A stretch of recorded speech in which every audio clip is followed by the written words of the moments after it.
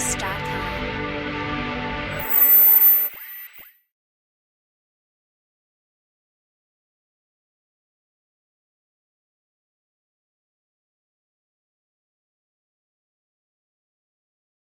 Hi students, welcome to VIJ CHEM YouTube channel. There is a latest update from the NTA and it is issued on the 6th April itself, and it is a good news for many of the students.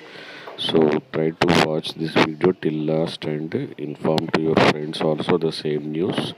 And if you are first time visiting to our channel, subscribe my channel for latest important updates about the not only for IIT, it is also for the NEET exam and all state level examinations. You will be getting the free of guidance. So coming to the point, public notice issued on the 6th April regarding the extending of correction window. Actually, in the last notice they said there won't be any correction window due to less subject. Okay, less time.